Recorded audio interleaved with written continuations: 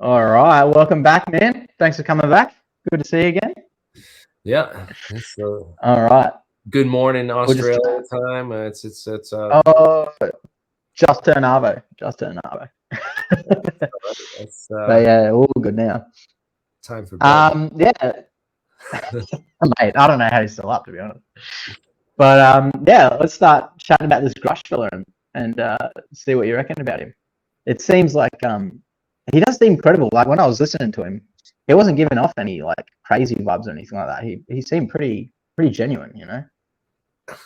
He's kind of socially awkward a little bit, his responses and stuff. And then I thought it was kind of funny. He said he had a degree in physics in the lecture, I mean, in the conference hearing, and I was like, well, you could have done better with some of the physics that you were explaining, because yeah, I know Kurt Jamungle had called him out and like quoted him when he did the interview.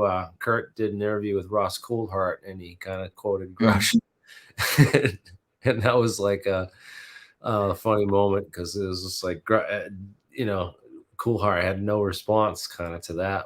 It was like yeah, well, the thing is, man, if I was a whistleblower like that, wouldn't you make sure that before you came forward, you had just bulletproof, evidence for the aliens? Wouldn't you want like a picture of the bodies at least, or something? It just kind of like boggles my mind why you go forward with just nothing but hearsay. Yeah, my superiors, I heard people at work, and they told me, and they talked about this. It's kind of easy. It's kind of easy to discredit in some ways. It's all, and I wonder if with the way things run in Washington in general, you have to wonder if Grush isn't a bowling pin, being set up just to be knocked down. And then that's the kind of the way.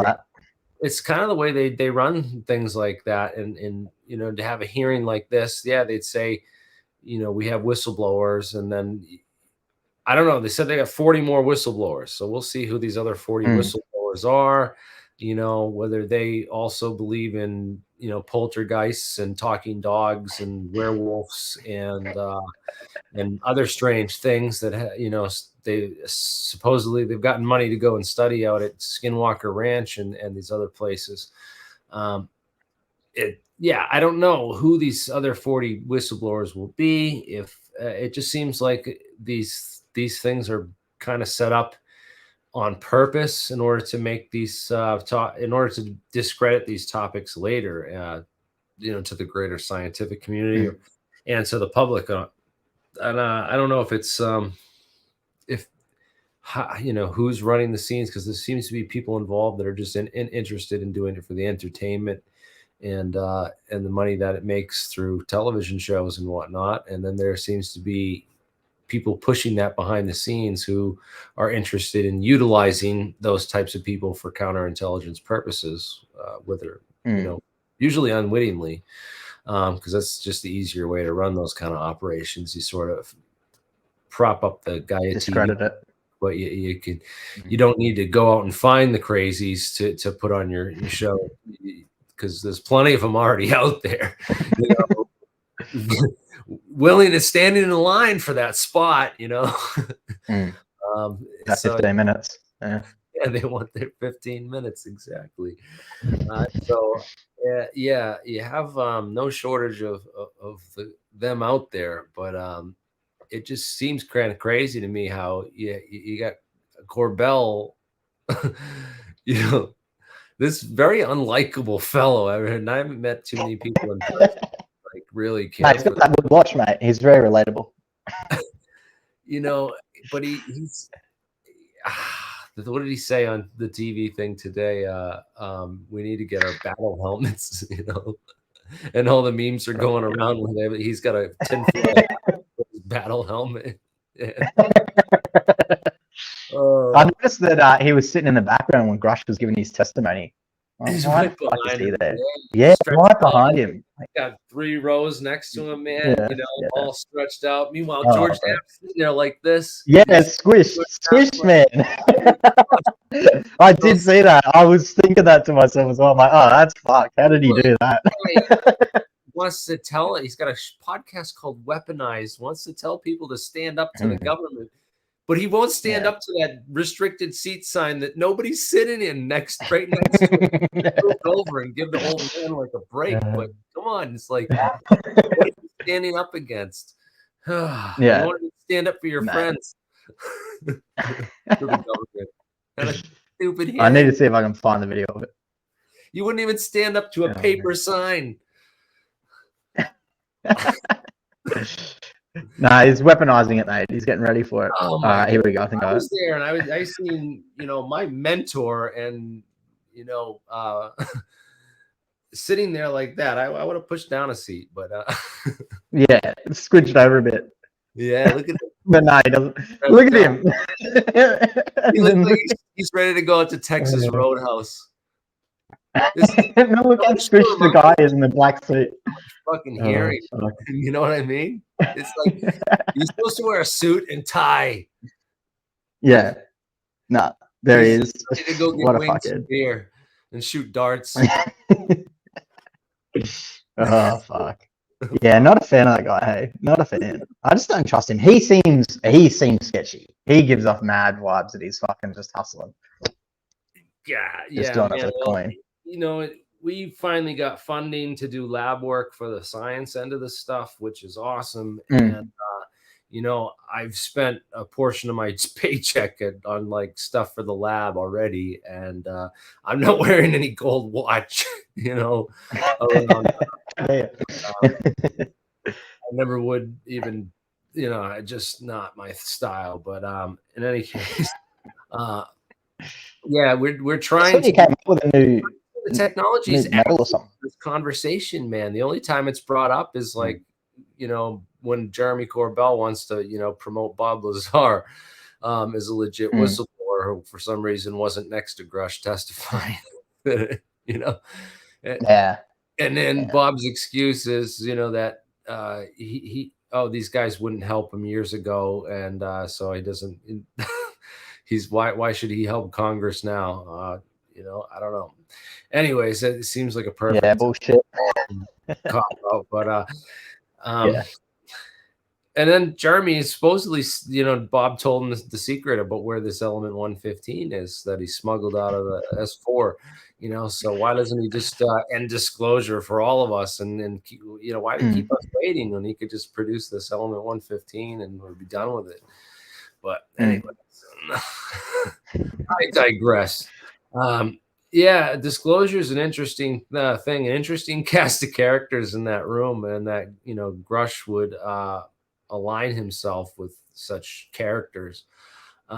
It doesn't help his credibility. And then the latest attack. Have you seen the latest thing that came out on him? I guess I don't know if it was Stephen Greenstreet or who, but apparently someone filed a FOIA request for Grush's records of some kind, and they got his medical records from the military, and in those military records apparently he was hospitalized for at a mental hospital for some kind of mental thing. So now they're trying to use the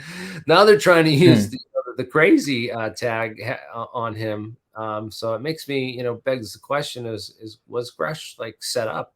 Was this whole thing set up as a stage? You have puppets and carnival barkers and circus clowns in the audience right behind the guy. What makes you think that Congress and the intelligence community didn't set up this circus for Congress on purpose? So have one thing I do like to do when I'm researching this kind of stuff is I look for like trying to take him down kind of things. And up until now, I hadn't seen anything. There hadn't been anything going against him, which kind of made me think that he was fake. But now that they're attacking him, that makes me think, oh, maybe there might be something here because they're trying to bring him down. Right. Another thing I noticed as well. It also might be that he's set up on purpose to look like this spot, this awesome hero and whistleblower. Which if the guy blew the whistle on this kind of stuff, he is a hero. But you also have to ask the question of why didn't he gather more evidence or take some kind of document, something with him to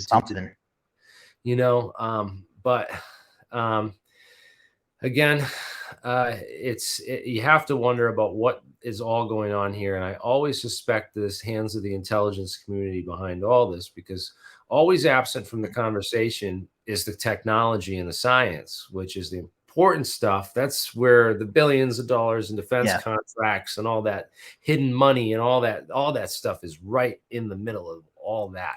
And that is the That's key. the Holy Grail, mate. Part of the argument, and that's where you're going to find what you're looking for. If you're trying to put on a dog and pony show so that you can distract Congress and say, with a bunch of red herrings saying, it's over here, it's over there, it's over here, it's over there, then Congress isn't going to know where to look or who to ask questions to, or and they're just going to be so they're going to think this has got to be a distraction from Ukraine, or it's got to be a distraction from Hunter Biden. It's what the right will say, and then the left will say this is a distraction from Trump and his indictment, and so you're going to have this all these conflicting sides saying they think they know what's going on, but really, absent from the conversation is the names of the defense contractors, which he couldn't name these people out in public. He had to go to this classified skiff afterwards, after party. That never happened, by the way. Tim Burchett said they pulled Grush's clearance so that he couldn't go in the skiff. So he was never able to brief any of the congressmen and really tell them information. So that maybe that's kind of interesting too. So maybe he is a legit and they blocked him from talking about dropping some of these names that he heard for the contractors and stuff. Or maybe they're doing that just to hype up the information more, to make it seem like when he gives them, when he plants the false, and maybe he's poisoning the well, you know what I mean? And so that when he plants that intelligence, it's more believable. So, you have to kind of analyze this from a spy versus spy kind of point. Straight up. Because that's what you're dealing with. Anytime you have, circus clowns in the audience, you have to be like, all right, well, who's the ringleader and where's the who else is in the circus?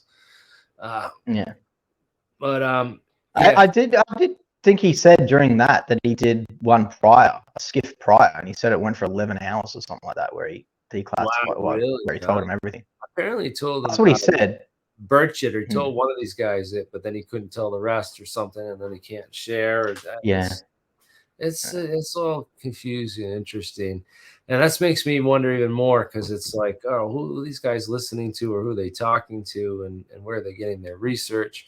That's because which contractors do have it, which ones would have access, and the type. I feel like you would be a better person to ask than him. I feel like you have all the intel on that. I have some ideas, and all that. And then I've had people say, "Oh, that's where it was years ago, and during the '60s, it got broken up and moved elsewhere." So it's what private companies do you think would actually have it right now? Lockheed and that?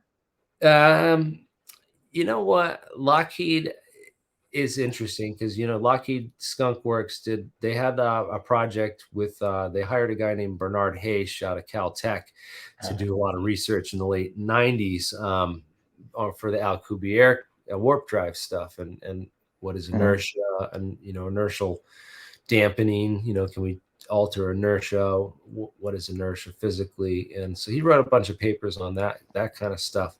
So like Lockheed has at least a 20-year history of looking into this stuff, some pretty advanced physics and stuff, at least what we know from this proven scientific record. But there's other companies as well that I think had more would have more access to the materials and stuff. Like, for instance, the company that built the Demon core, the plutonium cores for the Manhattan Project. So there's a company called Battelle Memorial Institute. I don't know if you've heard of them. They're Battelle's quite large. I try to say it, but it's weird, because I reached out to Battelle and a couple times in a couple emails, and I know a couple other people have as well, and they don't write back and respond to the stuff. Media people who just completely ignore it, which is, you know, interesting. Battelle currently has the contracts to manage, I think, all of the national labs. I mean, most of the major ones, you know, Lawrence Livermore, Oak Ridge, yeah, Los Alamos, Sandia, like, yeah, the management contracts. So there are these holding companies that exist at all our national labs, where basically if you're a scientist working at one of our national labs and you invent a new laser, or a new warp drive, or a new free energy device, or a new anti-gravity device, or anything like that, it has to go through these patent holding companies, which that's what scoop up a lot of the patents that go classified, and they don't go on the registered U.S. Patent Office, because then China can, and other people that we don't want, can have direct access. So it goes into these patent holding companies, and there's this whole infrastructure in place, and a lot of that is you know, run by the management, which is, of course, Battelle, who are experts in this kind of stuff. I mean, they handled the plutonium cores for the Manhattan Project, and they handled all the metallurgists who are working on all the classified, you know, stuff for the Manhattan Project. So if you want to have metallurgists with high security clearances, if you're going to analyze UFO debris, and just say that, you know, in 1947 we did capture not a weather balloon, where would we send that if we didn't know exactly what it was or where it came from? And we'd send it to a place like Battelle.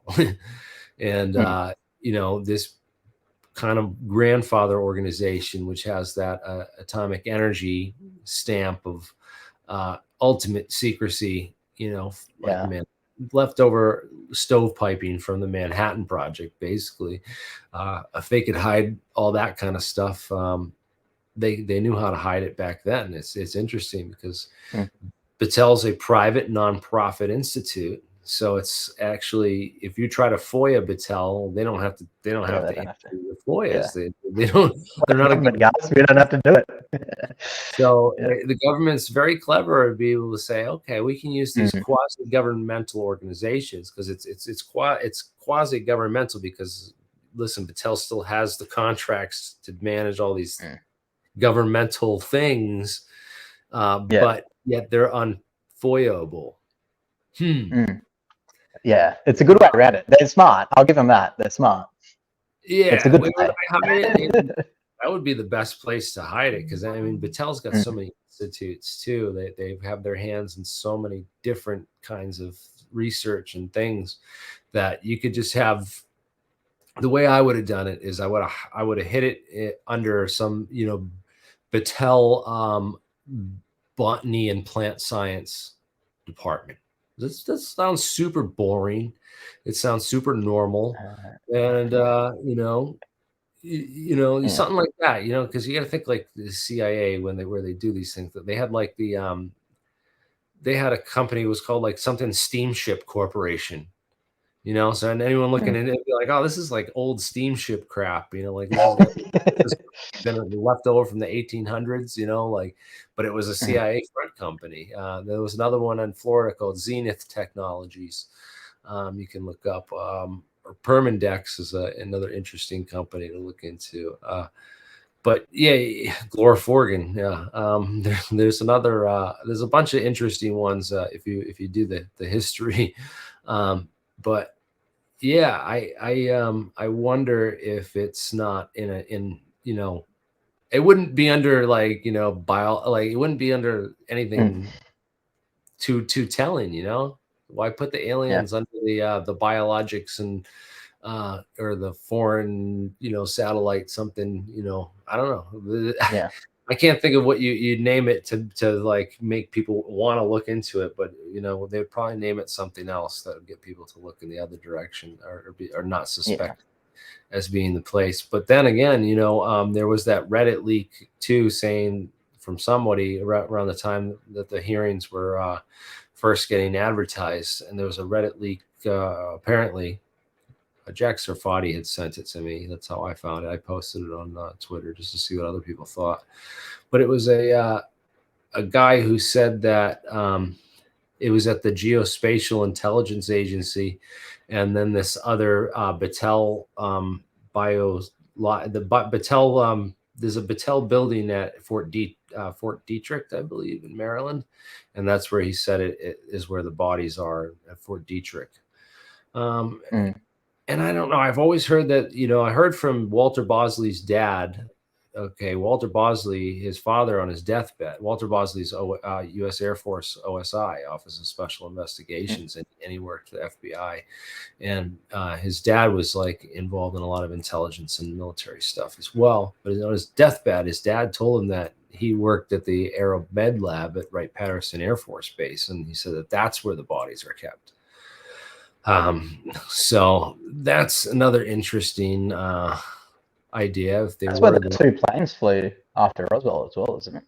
Yeah, so they might have kept it at Wright-Patterson for a number of years, but a lot of stuff started to leak out about that in the 90s. That was when these people were getting old. That's when, Walter's dad told him about this. That's when a lot of people started, going on the record and speaking out. Like, was it Judith Crane or June Crane? Another woman that said that she was a secretary at, Wright-Pat, and that, one time this colonel or something had come in and basically showed her a piece of that memory foil and stuff. So there's people that were on the base looking at that stuff who had access to it, apparently. And would show it off to impress girls, apparently. You would. You definitely would. Someone would. But yeah, so when people say, "Oh, there would have been leaks or things would have leaked out," it seems like they did. But yeah, it was such a lid kind of kept on it, but nothing really came out solid. That but it's interesting. I also heard about another case where this guy said his dad had a piece and he buried it under the driveway of this home, and he knew the address and was trying to get funding to go dig it up and stuff. So not sure what happened with that, but I haven't heard anything back from those guys in quite a while, so we'll see. And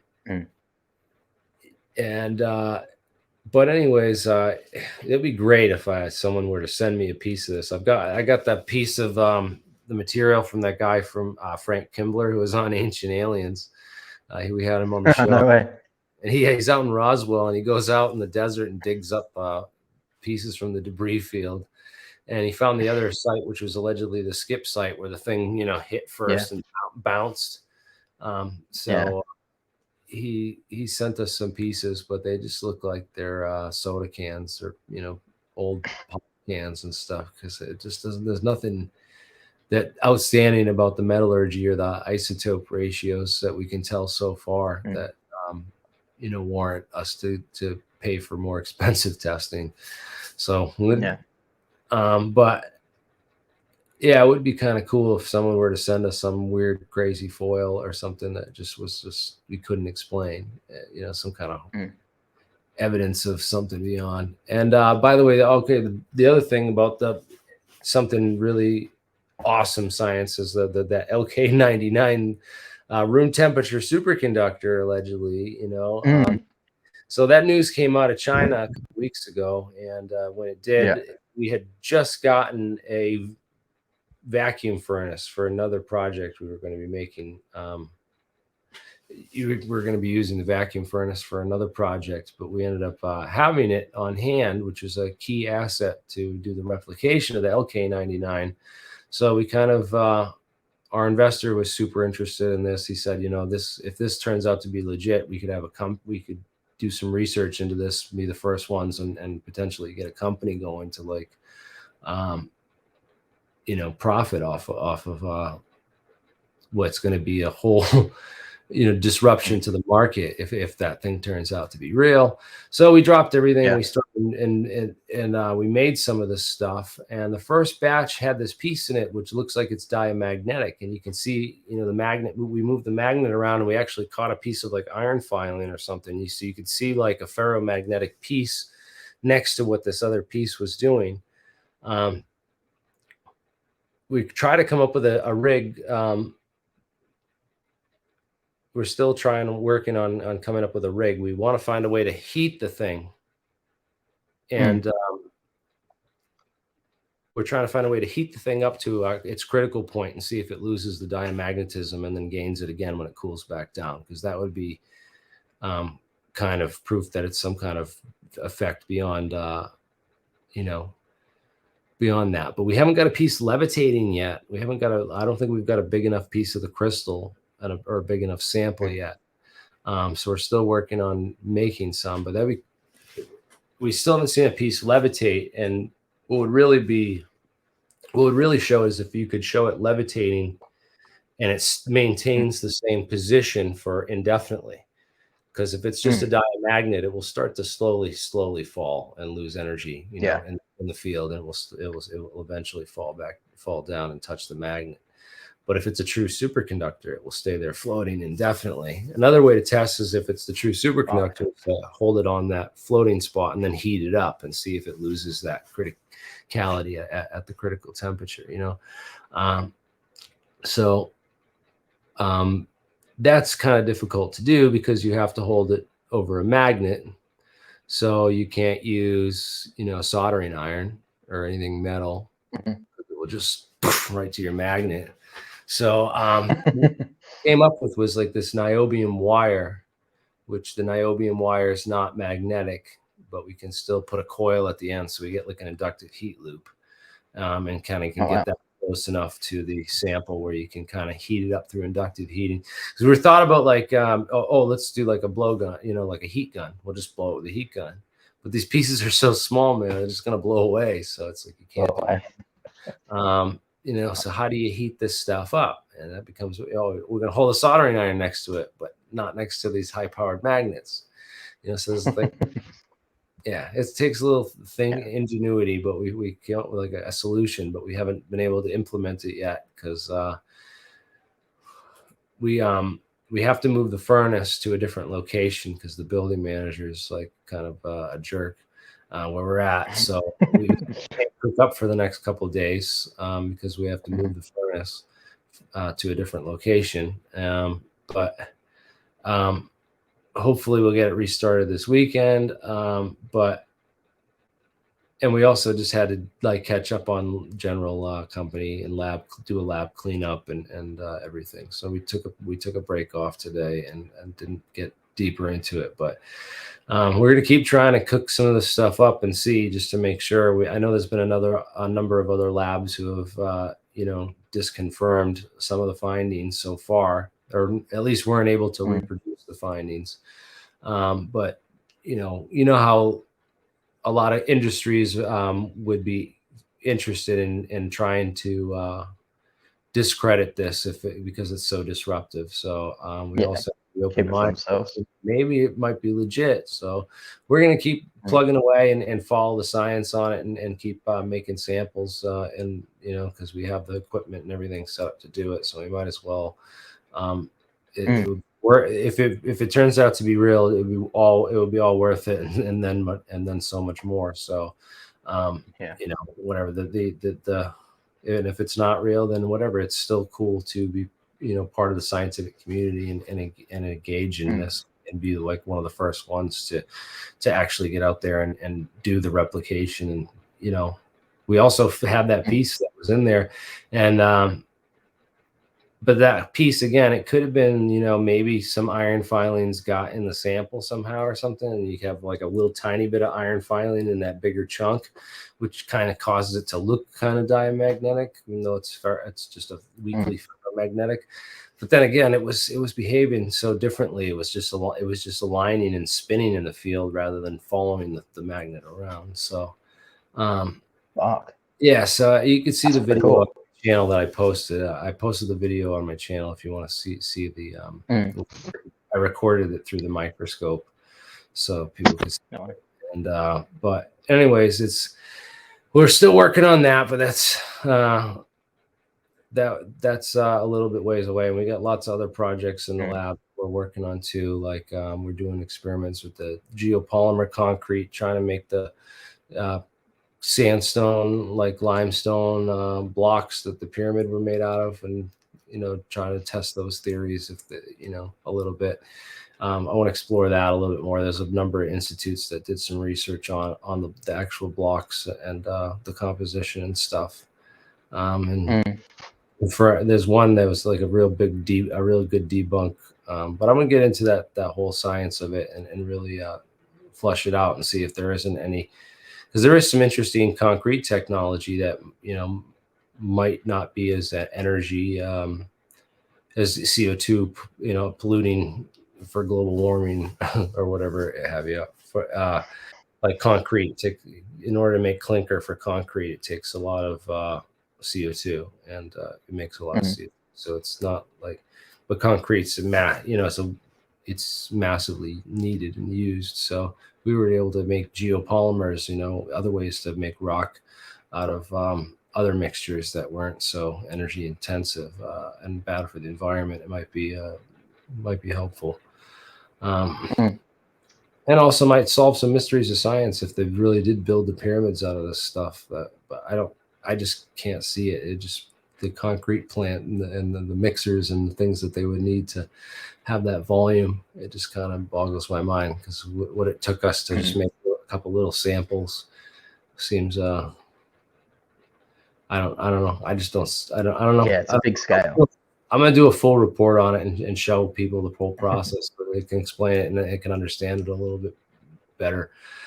But yeah, there's a lot of cool science that we're doing and trying to, find answers for people. Did you ever look into that? The pyramids being like a chemical plant? You ever hear that? Yeah. Was it Christopher Dunn? His whole theory. Yeah, it's interesting stuff, man. That whole idea that it's like a you somehow, I don't know. He didn't have a good full explanation for that reactor core and the whole physics of it all. And I mean, it's kind of interesting that the main gallery has those Helmholtz resonators in it, and like other sound and acoustic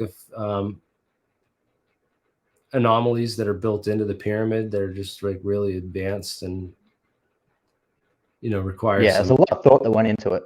Yeah, there's a lot I didn't just chuck it up one day.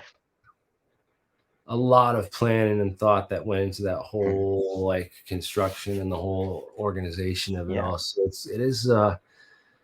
it's fascinating to look at all that and really analyze it. But maybe there is some lost technology there, but it would be interesting for someone to figure it out. And they'd have to be able to build it on a smaller scale and show like a proof of concept that you can then be like, all right, well, look, this works on a little scale. Now let's scale it up and build a big one, Yeah. And I just really like to see them still standing all this years later as well. That blows my mind every time I think about that. How many thousands of years ago it was, and they're still there. Like that blows my mind. That's what they built it for, man. It looks like they wanted to stand the test of time and be like immortal with that thing. So they made sure it was tall. Well, they did it. And they did a pretty good job constructing it too. I've seen like a lot of the videos of how they built it. It's like they had the best masons build those corner blocks, and the corner blocks are like the best quality stone, and they're also the best cut, and they're like, a lot of them are like pretty perfect, but they're not all exact, man. There's some of them that are a little off and stuff.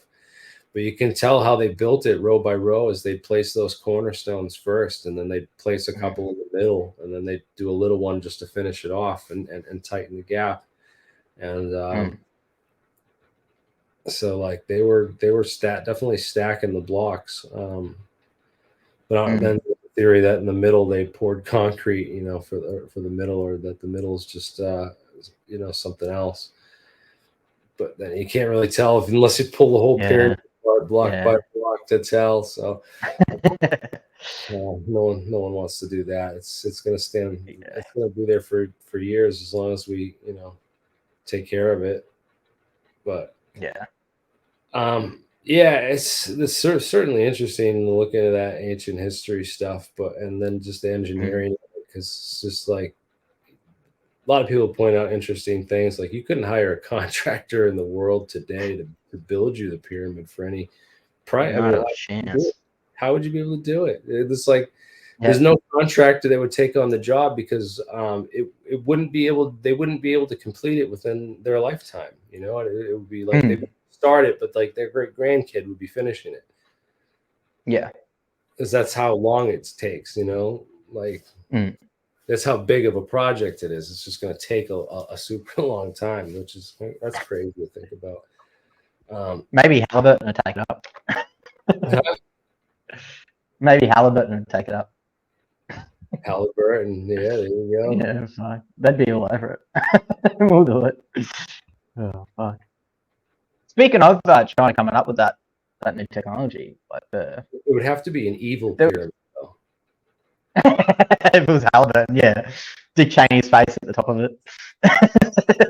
Evil pyramid. Okay.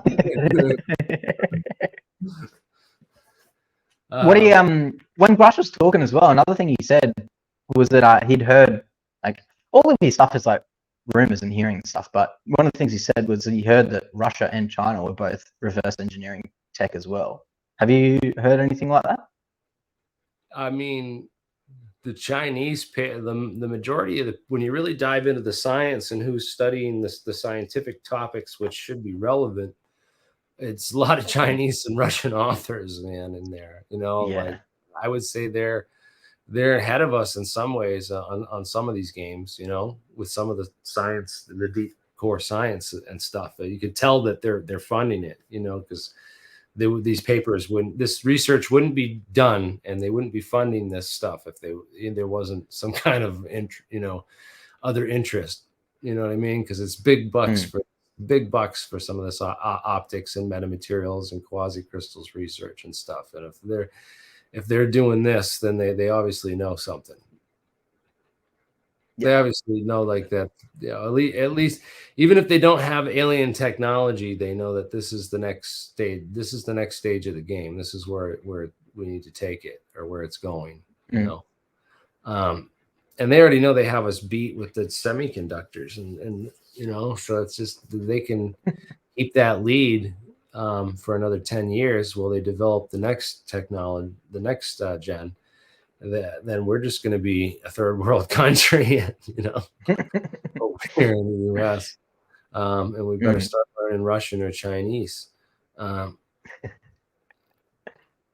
Probably Chinese. The Chinese will be Mandarin for sure. Yeah, the Russians probably not so much. Chinese definitely. If they don't crash, there are rumors that they might be crashing soon as well. There's a lot going on. Oh yeah, it's crazy what's going on. There's people Putin's own people turning against them and stuff, and it's like a fight for the power because it's all a bunch of corruption over there. No ex-KGB, you know, Soviet Union guys fighting for power. It's much more publicly and overt than what goes on behind, you know, kind of secretly behind the scenes here in the U.S. that you don't. You know, it's more well hidden and kept. But I don't know. It seems like this whole Grush thing could go. You know, maybe they'll come out with a bunch of whistleblowers, and it will slowly, you know, there'll be some good ones in there, and things will slowly start to unravel. But I have a feeling that they're going to try to put in, you know, like what they did to Greer's disclosure project. You know, Greer was trying to get all these witnesses together and prove the government's, you know, hiding all this stuff. So I know like they must have inserted a bunch of, you know, bad actors in the mix. Because some of those guys that were just like, they just discredited a lot of stuff. And Greer is pretty sketchy to start off with though. He's an odd one. I don't know if I trust that guy. Just a country doctor. Yeah, he's odd. Yeah. All of these meditation talks as well. That's sketchy. Paying a couple $100 for a ticket just to go listen to him. Yeah. 5 meditations. Yeah, you can go talk to the aliens. Yeah, it's all about meditating to see the aliens. Oh, is it? All right. I mean, some of these guys, you could just take them out in the desert, fly some drones around, and drop some flares. That's all it takes. You know what I mean? Yeah. That's all it takes. Totally Some of these people, they're just They just want to believe Yeah. so badly. Yeah, so bad. Yeah. Yeah, that's sad. But because It is. It is. it's nice to have some skepticism and some kind of reservation to your beliefs, and not just Mm. blindly following Corbell into battle with. I mean, what does he think? Like disclosure is going to be done by QAnon shaman? How is this going down in his head? Like Yeah. Well, he'll be the leader of it. He'll be taking the charge with his army behind him. He'll be up the front. I mean, this is what the FBI apparently did at January 6th. They hid half the tapes of the footage of the crowd. The guys who basically incited that whole thing and brought the people in there and took down barriers and other things or what. I don't know the whole situation and what happened, man, with those Proud Boys and those other guys. There's a whole bunch of these groups that just look like that they're counterintelligence feds, like like that whole COINTELPRO thing. Oh yeah. It was this whole. They have a name for them, don't they? Agent Provocateurs or something like that. Yeah, that's what they're called. Yeah. They go and get people riled up and get them to incite violence and smash cop cars and burn police stations down. Did you hear about that bombing one in like 2015? And like they arrested 10 of them, and 8 of them turned out to be FBI. There's only 2 that were actual real guys. Oh fuck! Yeah. Oops. So it happens. It definitely happens. Yeah. Well, whenever a guy in the movement, a figurehead in the movement starts inciting people to violence and telling them to put their battle helmets on, it just it should raise some flags. Makes you wonder. Yeah, it should raise some yellow flags that say "Don't tread on me." No, I don't know, man. These guys, it just seems to me. I do want to believe Grush though. He doesn't seem like he's doing it for money, which is a pretty big giveaway. Like Corbell definitely seems like he's in it for the money. Yeah, like through and through. That's what he's doing it for. He just seems like the guy that would sell his own brother out. Like, straight up. Grush, this Grush fella, he seems to genuinely care. He's got that good Boy Scout vibe, Selling some cookies. I'm just an honest guy and trying to do my job, Yes, that's kind of he's got that. Definitely got that going on for him. But whether or not he was like set up by people, kind of unwittingly behind the scenes too, because they might have seen this guy. All right, he has some mental health history. He's not quite fully there and all stable. This is a perfect guy. We'll tell him everything, all this stuff, and then we can when he goes forward, we'll have him be the star witness, and then we can discredit the hell out of him with this. Maybe Mirageman style. Yeah, it's just man, I wonder about the players, the actors on the stage right now, and if they're willing actors, because they're on the stage for a reason, and those who set the stage, I just don't know how they're going to move forward with this and keep everything covered up, because that's what we as a movement need to stay ahead of the game if we want to get anywhere with this, because we need to understand the game and kind of be able to play that. I don't know how the heck you get a hold of these senators and all these people though, and tell them about where they should be looking versus where all the circus ringleaders are trying to get them to look, back on the clown show, right? Yeah. It's no easy task, that's for sure. It's not an easy task. I did notice as well, sitting next to him was the pilot who saw the Tic Tac, sitting right next to Grush. I can't remember his name right now, but he seems like a very credible person. And to have him sit next to him was kind of like, oh, what are you doing? Graves is interesting, because Graves, he right after he left the military, came forward as this, witness to the whole thing.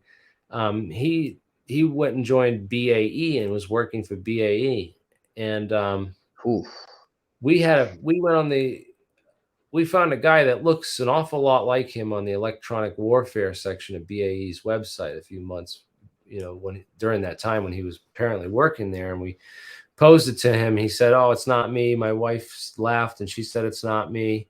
But the picture got taken down off the website immediately. And he quit his job at BAE and he went to go work for Deep Prasad's company, Quantum Materials Incorporated out in California, I think, after that for a little bit. Oh. And then I don't know where he's working now, but he's working, maybe he's still working for that company, or I don't know where exactly he's working now, but he's doing the merged podcast thing.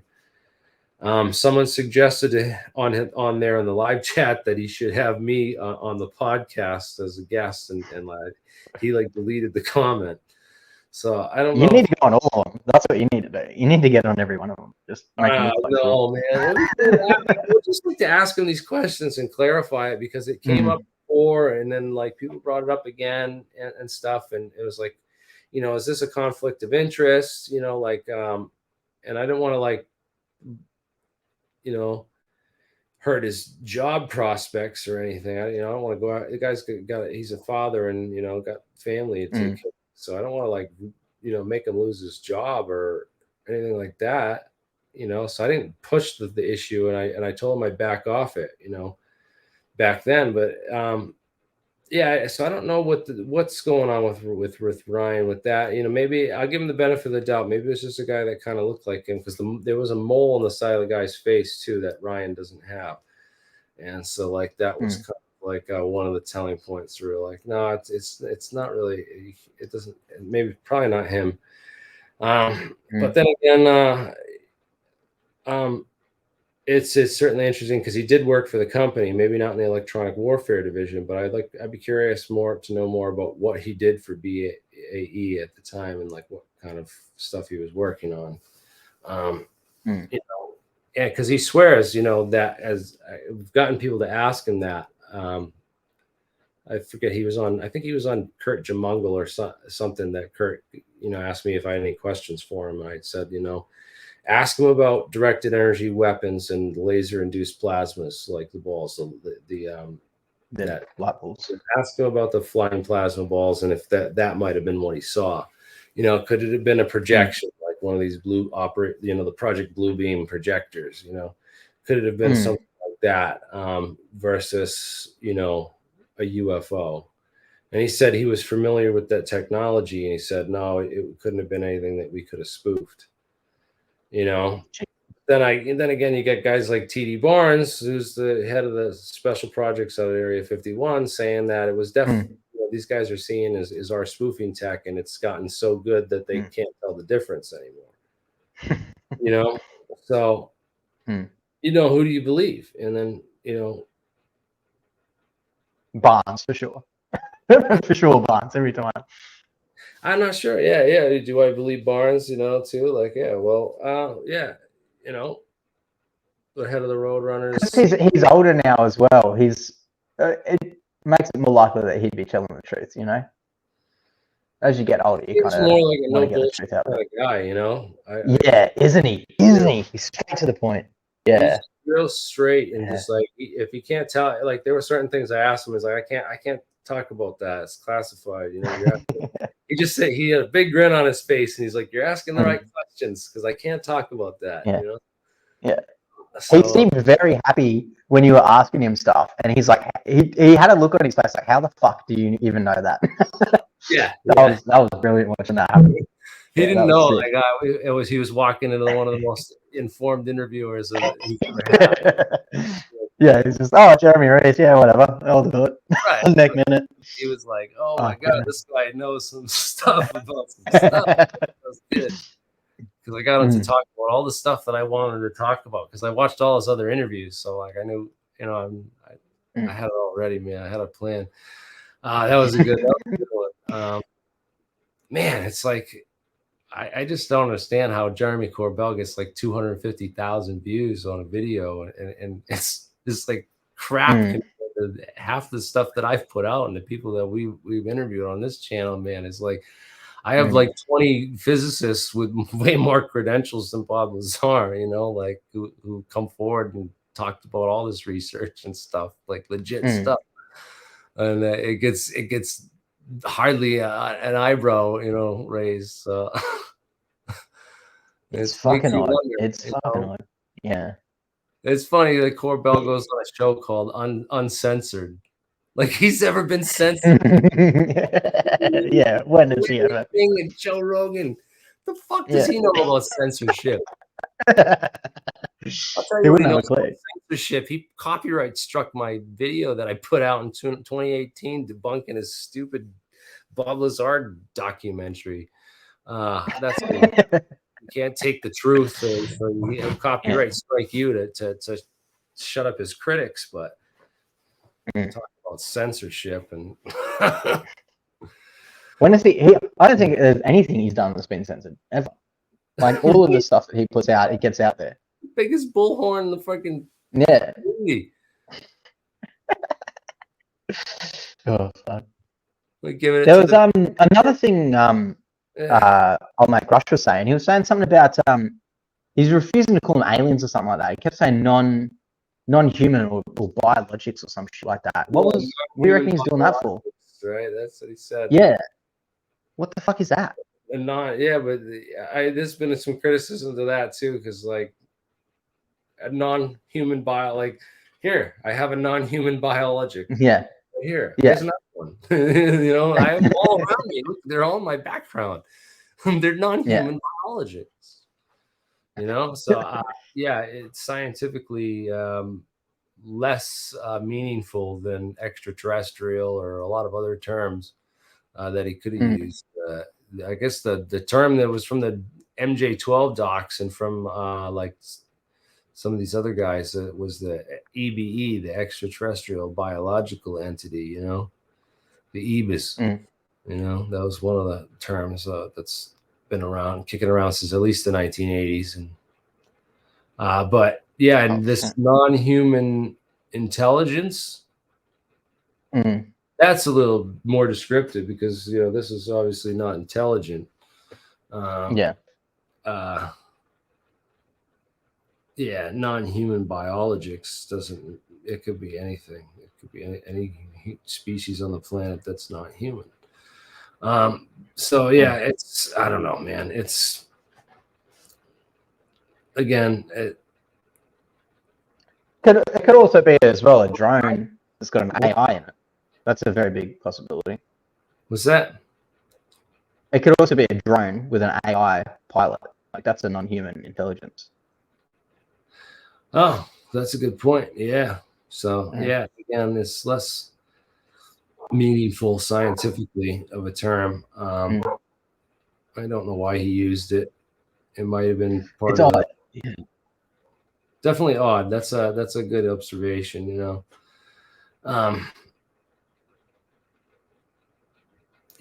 Who's using that term and who taught him to use that term? It's almost like they it's like one of those terms. It's one of those what you call a tracer in intelligence speak. So like if you're going to have a bunch of agents working for a program, you all tell them one little detail. It's a little different. Yeah, we call it this. So that's the code word that they know it by. They won't talk to anyone in the group for about this one thing because it's classified. So if they ever go and leak it or talk to other people, they'll call it this thing, and so then they'll be like, all right, well that came from Rush because that's the code word we told him to use. We told everyone else something a little bit different. That's how the CIA did the hunt for Aldrich James. That's how they caught James, is they gave everybody a different little tidbit that was a little different, and then when it came back, they knew it was him. That's smart. That's clever. Yeah, that's a good idea. Yeah. So maybe they're doing that to him, so they can find out one of the 40 witnesses he heard that from. Yeah. Yeah. Which one of those 40? That's a good one. Yeah. So. Interesting. A lot of interesting stuff going on. Yeah, it's a lot of naive perspectives and a lot of people. I wish I could just have an hour with Tim Burchett, or that would be great if I could just have an hour with Gillibrand, I got like 5 minutes in, and she kind of got like nervous about me talking about Battelle and that she didn't have access to the stuff. And she's like, well, we have Kirkpatrick working for Arrow, and he's going to get to the bottom of this for us, and he's doing the best job. And I was like, no, he's not. He doesn't have access to Title 50, so he doesn't have anything that NSA or NRO or CIA are doing, which is like 90% of the majority of it. The majority of these UAP cases, I know because I've investigated and solved them, and that's how I learned about that. That I can't talk about without getting censored on freaking YouTube. But anyways, he's just passing a lot of passing the buck, man. Trying to make someone else's problems. That's also a strange thing to do. Why would you put the guy in charge and not give him the clearance? Like, that seems fucking retarded. Like, that doesn't make any sense at all. Yeah, it's at all. And he's the guy who knows all this stuff and has knowledge of all these programs. And I don't know. He literally can't. So he just seems like another Hynek to me, you know, like another. Who's the disinformation guy? I don't know. Like there was a professor, right, from Harvard that was debunking all this stuff. Menzel, right? Yeah, Dr. Menzel. Too. So, yeah, I don't know. He kind of has a lot of. He's his own person, though, so I can't, completely compare him to these other past examples. You have to understand that they pick people like that on purpose. Like Project Grudge and stuff. So, the head of it was this guy who was a super skeptic and wanted to just ridicule and didn't want any of this to be real. And one of the scientists who was involved spoke out, so they like, oh, we got to put a real project together, and that's eventually what led to Blue Book. And they tried to do a study, but even that was stymied and kind of derailed and thrown off track in a lot of ways, as Hynek testified to later. In turn, it had a change of heart around, actually. So after the famous swamp gas incident. So this one that they just couldn't explain away. They had one case, and the explanation he gave at the press conference was that it could have been swamp gas, and that's when they were just like the crowd just lost it, Rightfully so. It's fucking bullshit. It's complete bullshit. It was like this Mick West Siegel moment, everyone's still swamp gas, guys. Believe me. What about this other thing? He was saying there was some in Italy or something like that. They recovered something in the 30s, and then the Italian sent it to America. You heard about that before? I've never heard of that one before. That was news to me. I never heard of that. And then I looked into it a little bit. I guess there was some interesting case over there with that, but apparently that might have gone to like British intelligence. I don't know if did it go to the Italian government? I don't know like who would have gotten in possession of that, because it seems to me that it went to like the UK. I mean, the Brits were doing a lot of this stuff at GEC Marconi, right? Apparently that was the company that had all the clearances and they were working on the advanced radio and all the other stuff. That's their version of Battelle, yeah?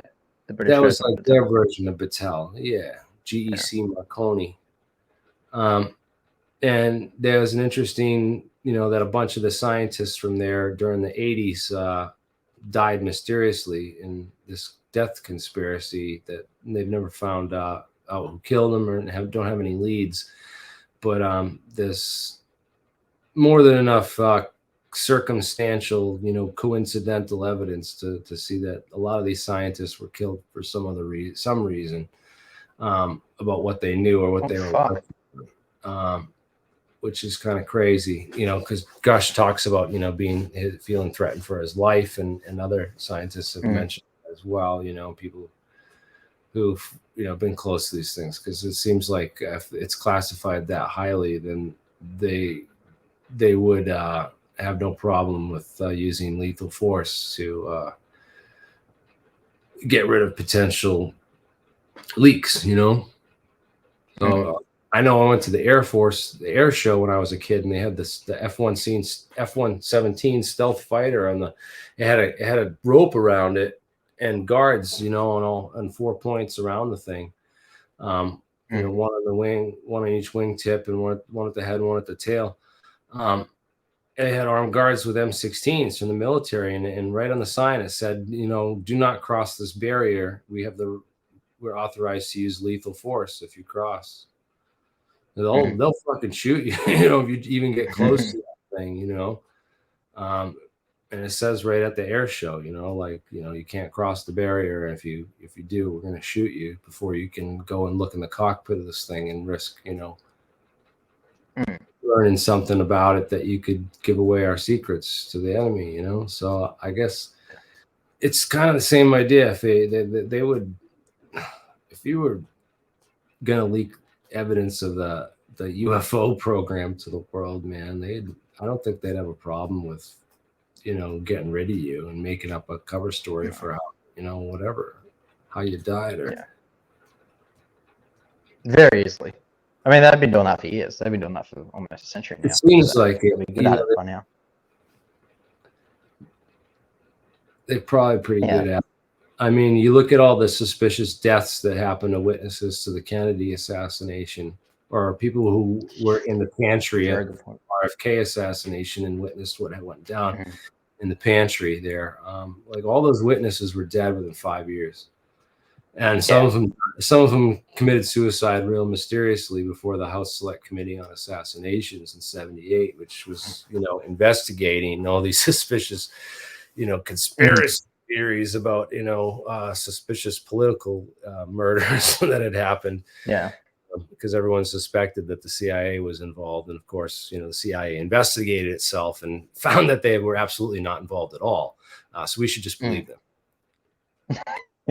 I had on the guy who researched MK Ultra, and he was saying that Gottlieb, when they were calling Gottlieb the head of MK Ultra, in before the Senate, he went out to his backyard and died of a heart attack, he was the guy who invented the heart attack gun. Like, that was his invention. So mysteriously, he just went out to his backyard one day just before the hearings, and he had a heart attack and died. Okay, righto. Yeah, righto. Let's not look into this any further. Yeah, fuck. Yeah, so they've been doing it for a while. Yeah, they've been doing it for a long time. Apparently, they brought one into Hoover's office and threatened him with it if he didn't go along with everything too. Holy shit. That's a big threat. That's a big threat to pull it off. Wow. I said, listen, we'll tell everyone about you and Clyde Tolson. Yeah. much easier to blackmail someone than to kill them, like you'd think. Yeah. I think they were talking about Brush mentioned something about a recent shoot down. Someone shot one down. What the fuck was that? I haven't heard of that either. No, and I thought that I'm looking forward to, I guess, a month from now in September, Labor Day weekend. They're dropping the Jonathan Wagant did a more recent interview. He was one of the Disclosure Project witnesses from back in the day, and haven't seen any or heard anything from him in 30 years. But apparently, he did another interview recently and talked more about, you know, his incident in the case, you know. Which is cool because he apparently witnessed a crash of one of these things down in Venezuela in South America, and saw it first. Wow. Describes this metal fluid that was leaking out of the side and some of the properties of it and stuff. And a metal fluid, a metallic fluid. He said it was like green or greenish or purple, depending on which way you looked at it. So it's got that iridescence, you know, that iridescent kind of shape to it. But I thought that was interesting, you know, because it's kind of like, he said it looked like mercury plasma, like a mercury plasma coming, you know. But anyways, it'd be cool if they get the exact coordinates where that thing was and go out and take some soil samples, and, you know, because who knows if it's that far out in the jungle, they couldn't have got everything. But then again, it's going to be so hard to find that site if it's been 30 plus whatever years since he got out of the military. Yeah, man. Whew. Yeah, so it's some of these cases are like that, and then it's like, then again, maybe we can get some physical evidence or debris or something. Maybe that would be awesome. That's the end goal, if we could do that, because that would be hard evidence or hard proof. We could be like, okay, now now we have something undeniable. I don't know. The skeptics aren't going to be convinced by just some of the circumstantial evidence. It's going to take I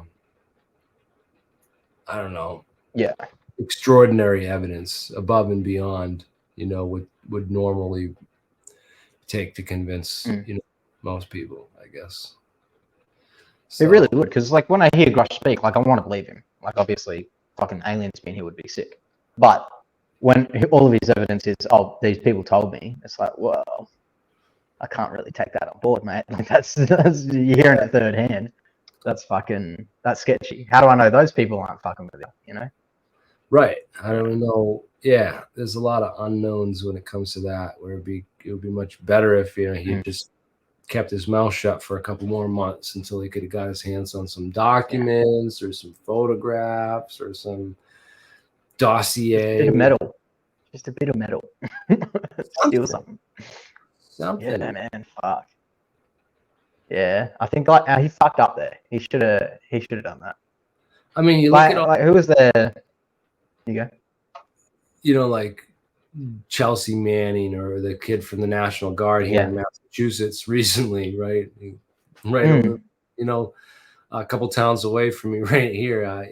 Going on the Discord server on his game, bragging to his gamer friends. Send him the whole file. Fuck yeah! What a mad dog. Yeah. I mean, even the guy in Russia, what's his name? Snowden. Like he snuck out with a USB. Like that's fucking ballsy, man. That's fucking. That's how you do it. Yeah, if you're gonna do it. So it's like, all right, well, here's all the PDFs of the stuff that they're working on and building, right out there for you to see, the names of the programs and everything else. So have fun with your FOIA requests and, thank me later. But then again, there's people that say that those guys are, set up too, like they're fake, like Assange and all those guys. They're working for,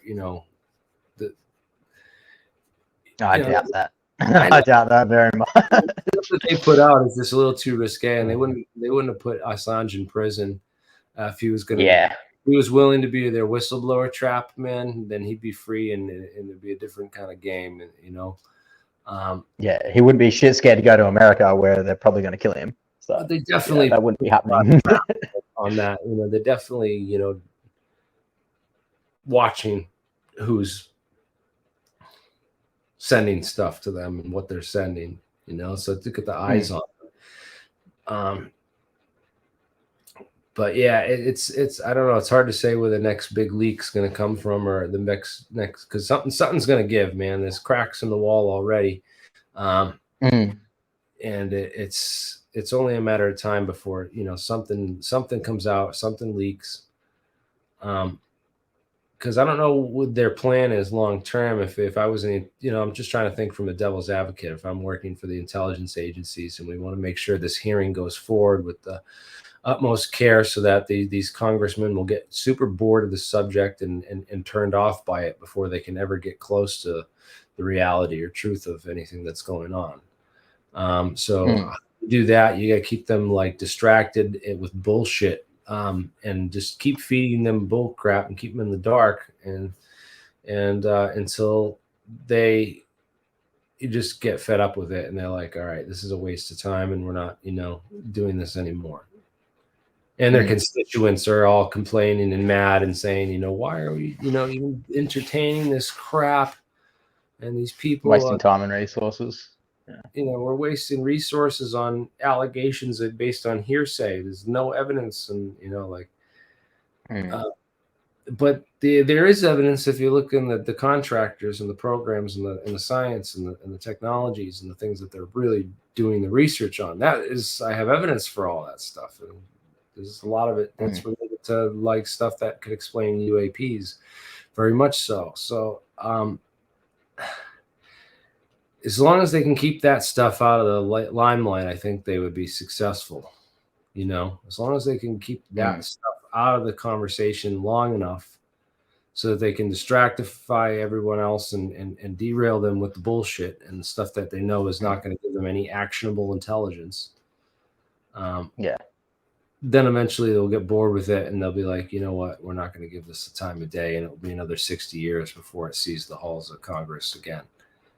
You know, and that's and next time it's brought up, people are going to distrust it even less. You know, that's what I think that's going to be their goal. And then if they can't absolutely do that and it has to leak out or something, I think they're going to try to pull that last card, you know, as fast as possible.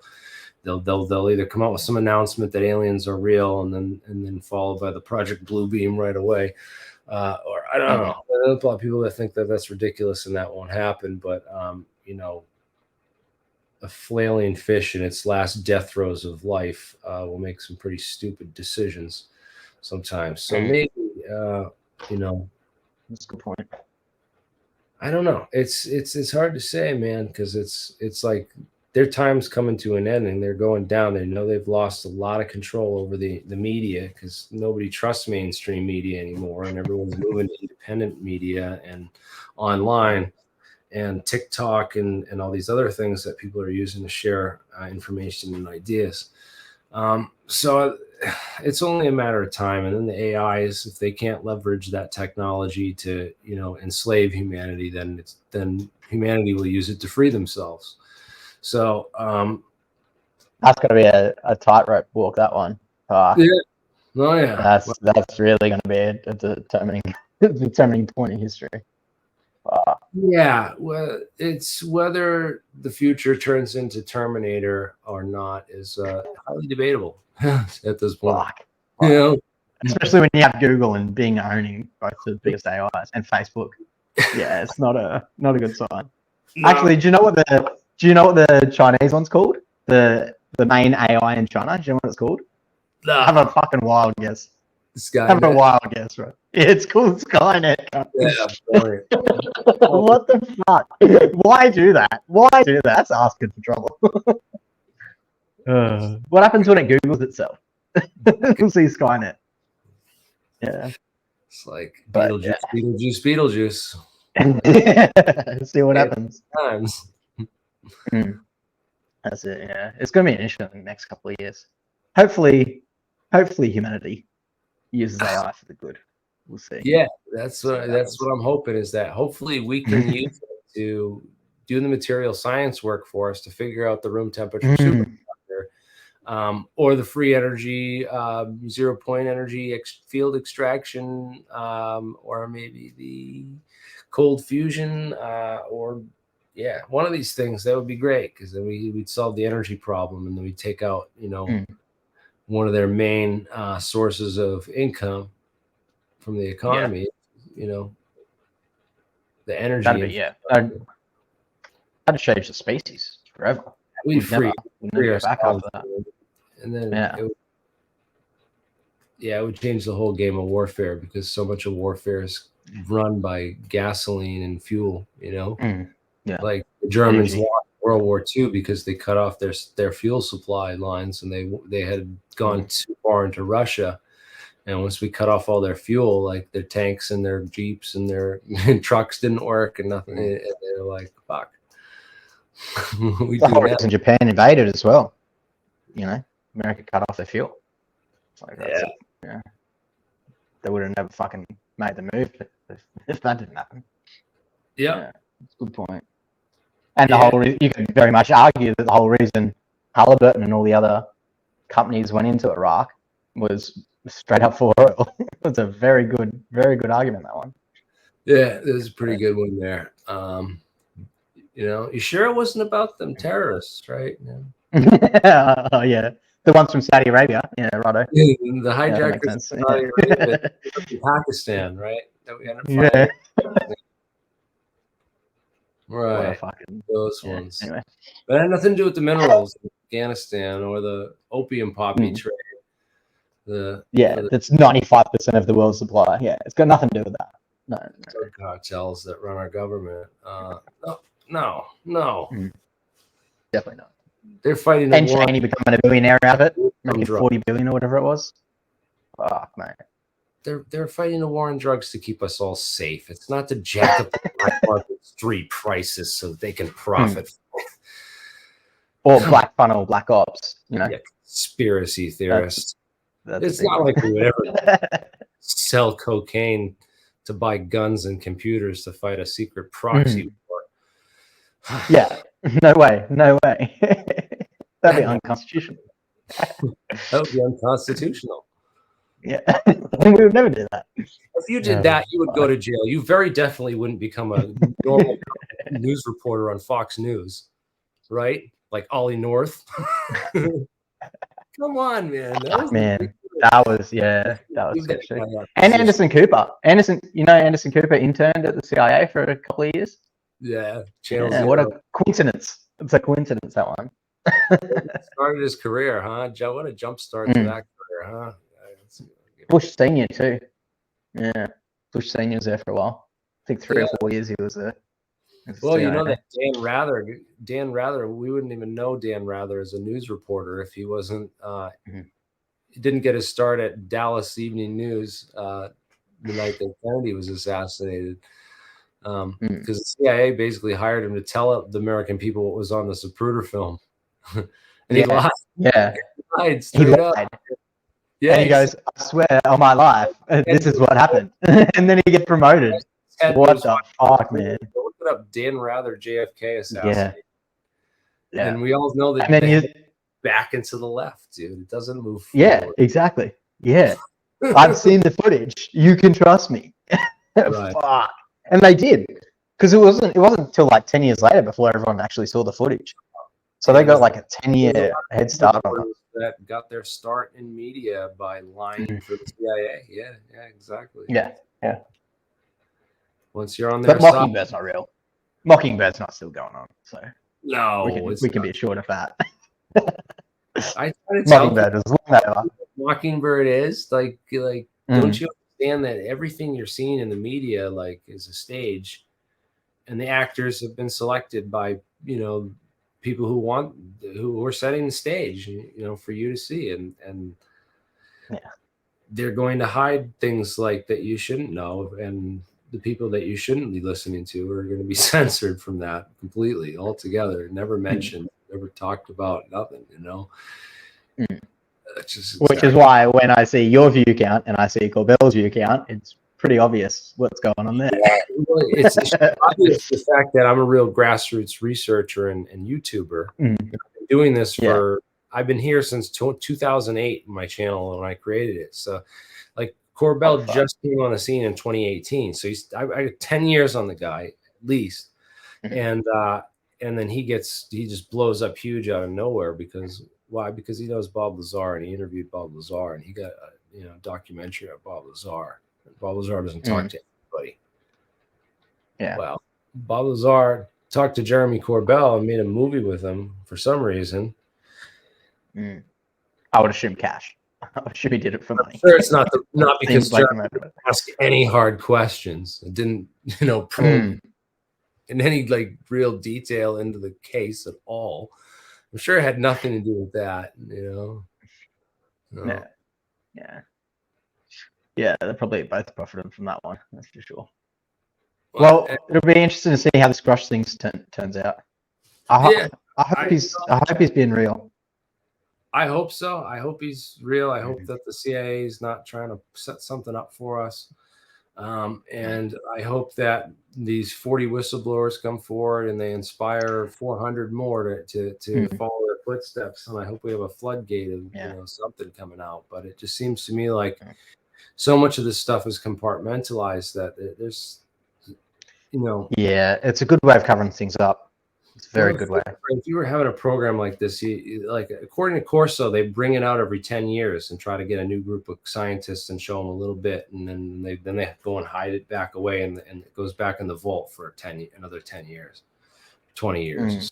You know, so like you get guys like, you know, Dan Sheckman did his postdoc graduate research at Wright-Patterson Field, and then right after that started writing his papers on quasi-crystals and come out with all his stuff on quasi-crystals. It's just a coincidence, mate. Just a coincidence, maybe, you know, but he won a Nobel Prize for that in 2014, I think, by the way. So fucking hell. It took quite a while for that one to catch on and finally give him the recognition, you know, the genius for that discovery.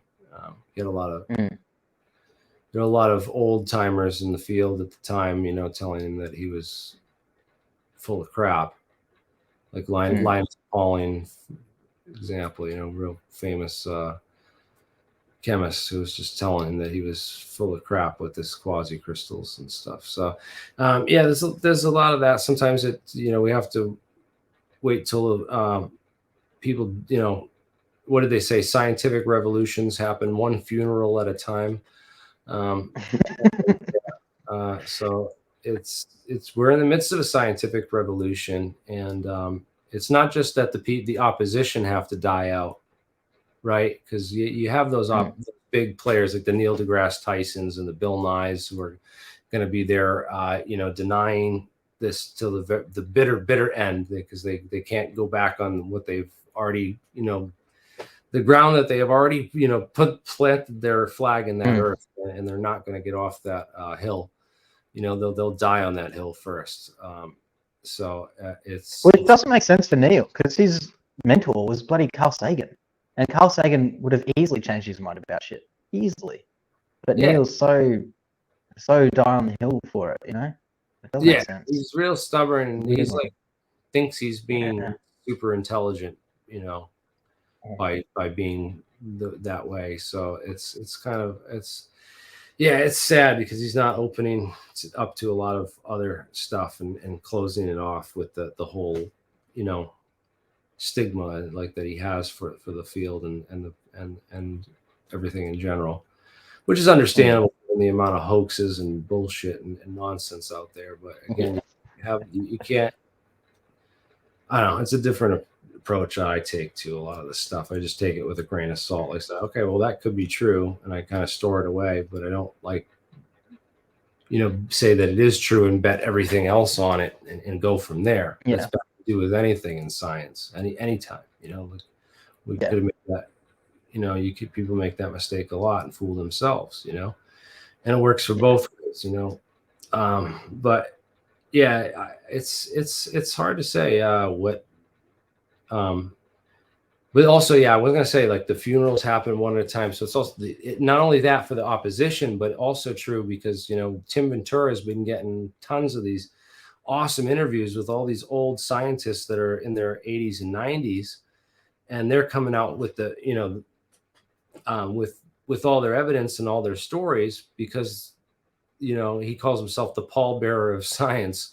Because he's basically, you know, as much as it works for us, as the opposition dies off, the people that have been sitting on these, you know, this stuff their whole life will, you know, start coming forward when they see the end, you know, so that's they start realizing, you know, hey, I better get this out there and put my legacy on paper. You know, no one's gonna know who I am or what the heck I did. Or, you know, someone else is going to get the credit for all this stuff because they're going to find my research and not give it to me, you know?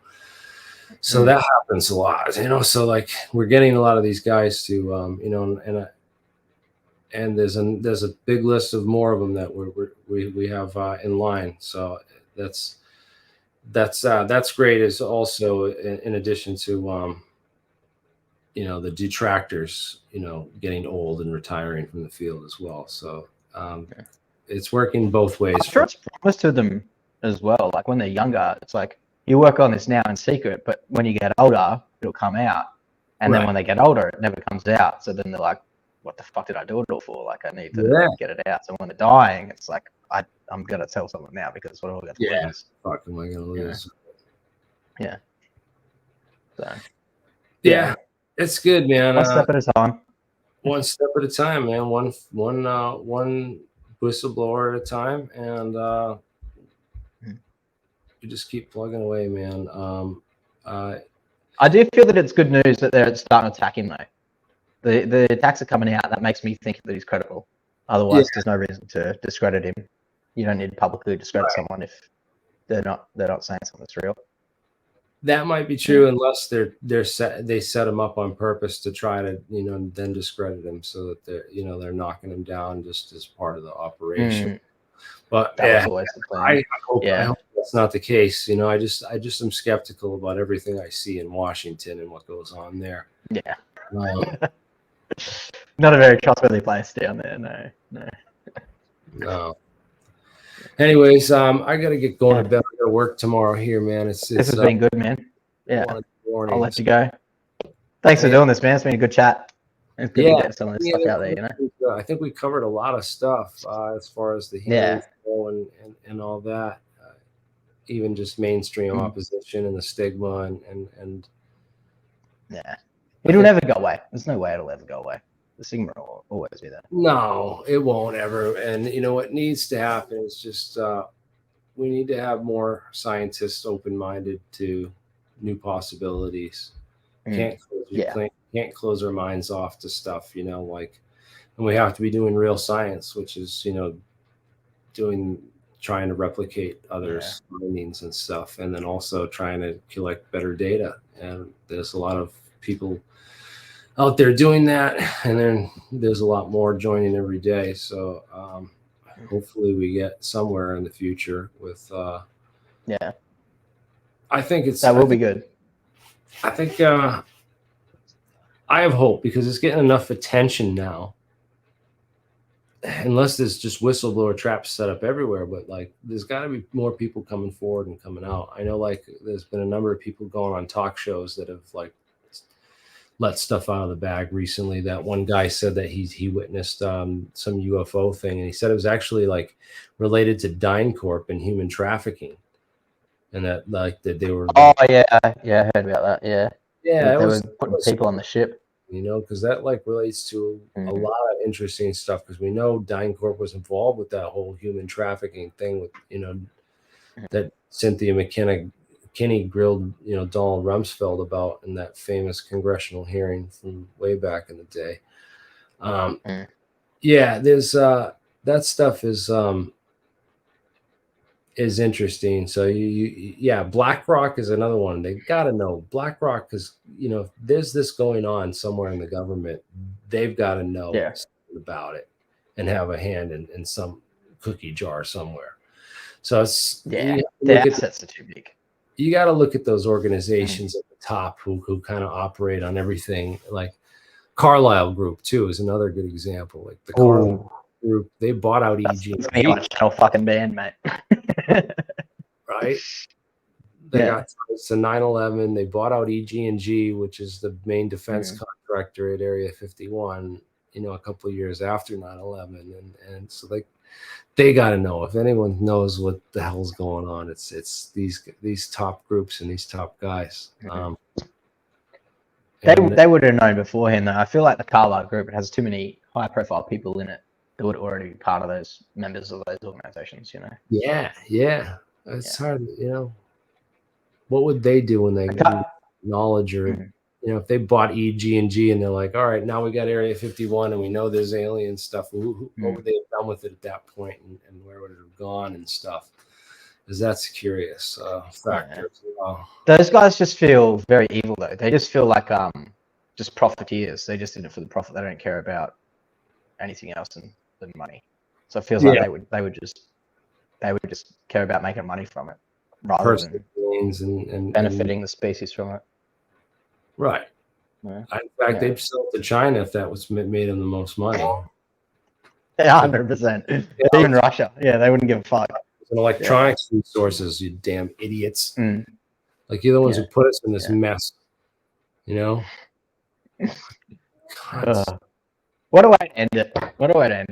It's been a good episode, man. Thanks for doing this. I love it. Do it again. Good host, and he let me get more of my like funny humor out because you Aussies, you're great like that. I robot head and all you other crazy sons of bitches. You crack You just me got to up. keep it going, mate. Insult. Well, you can't be too serious with this kind of stuff, otherwise it fucking kills you. Yeah, Eats yeah. away at you. You gotta have a laugh. You gotta have a If you don't have a laugh, it's fucked. It gets pretty dark pretty quick. Alrighty, man. That's been sick. We'll do it again next time. Maybe when Grush gets assassinated or something. We'll do another episode. Oh man, I'll have to come back on here and recant everything I just said. So. Yeah. No, he was lying. He was lying, guys. He was insane. It's crazy. Then. I mean, who else would shoot himself in the back of the head the day before the hearing? Yeah, twice. He did it twice. Who else would jump out a 6-story window to their death? You know, clearly. Yeah. Clearly crazy. Clearly crazy. Right. Anyways, good stuff, man. Yeah. Catch you later, bro. Bye. Best. You too.